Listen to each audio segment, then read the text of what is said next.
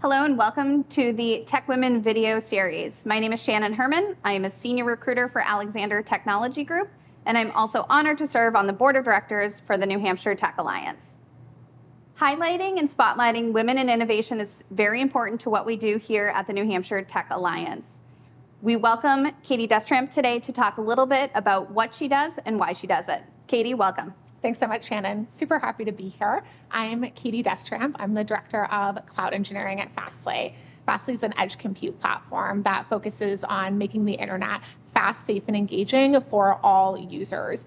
The way that I like to describe our technology is that we create highly scalable and globally distributed technology that allows our customers to build and scale their own platforms.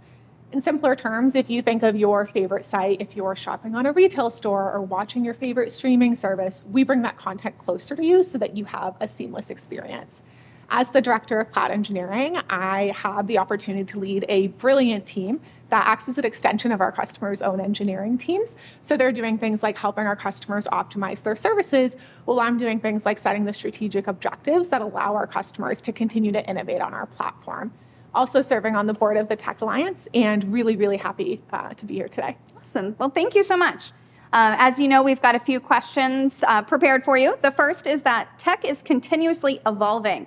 How do you keep up with advancements in the field? Yes, honestly, keeping up with technology advancements is probably one of the biggest challenges I personally face in my role. Fastly innovates so fast, and so do our customers. So making sure that I'm on top of not only what's happening at Fastly, but also what's happening in the industry is really paramount to my role. There's a couple of things that I really enjoy doing. The first one is making sure that I'm attending tech talks internally. I'm really lucky that Fastly offers tech talks all about our new products or features that are coming out, where I can hear from the experts at the company about why they built the product, how are our customers going to use this product, what problems does it solve. I also really like to learn from people in our community. I was fortunate to join the Tech Alliance and learn from a lot of thought leaders here in the Granite State about what's happening in my industry and in industries that are really close to what I'm doing.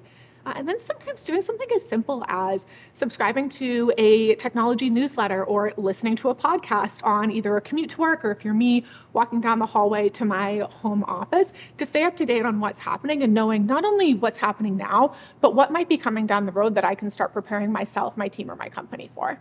Awesome. I love that. Both like internal learning and external learning. Yes, so, absolutely. Excellent. So next question I have, and you touched on this a little bit with a remote office, is how have you made the shift in your approach to employee development now that we're in a remote or hybrid world? Yes, I am super fortunate. I have been remote since 2019, so I like to think that it gave me a little bit of a leg up on everybody that went remote, maybe like yourself in 2020. But when I think of employee development, I think of it in two different categories. The first one is probably what you think of. It's how do I advancing my high performers, how I'm making sure that I'm retaining talent within my organization and giving them those opportunities to get to the next level. And through that, I find in a remote world, we have to be so intentional. It's not as easy as in an office where I can say, Shannon, why don't you and I go to lunch today and I can learn a little bit more about what you do. I have to give people on my team the opportunity to get involved in things that they may not have been involved in already. So doing something as simple as saying, this employee and product could really value a conversation with maybe a leader in our product organization, or an employee that on my team that maybe wants to move into product could have that same conversation. And being thoughtful about making those connections has been so critical. I'd also say thinking of projects that I currently have on my plate and who from my team can I bring in to give them maybe a little bit more of a challenging opportunity that's outside of their day-to-day role, but something that aligns with where they want to move to in the future. And just thinking of it as not just professional development, but in continued employee enrichment, which kind of brings me to the second piece of employee development, which really is employee satisfaction. When I think of my team, I don't want to just think of how am I going to move everybody to the next level. I want to think about, are they fulfilled in the role they have right now?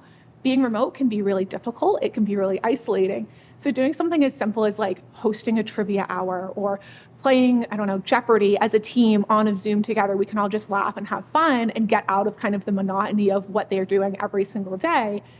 But also making sure that I'm measuring true employee satisfaction, listening, understanding what are the problems that they're facing every day in their role, and then creating true actionable plans to make sure that I'm able to resolve and operationalize those solutions.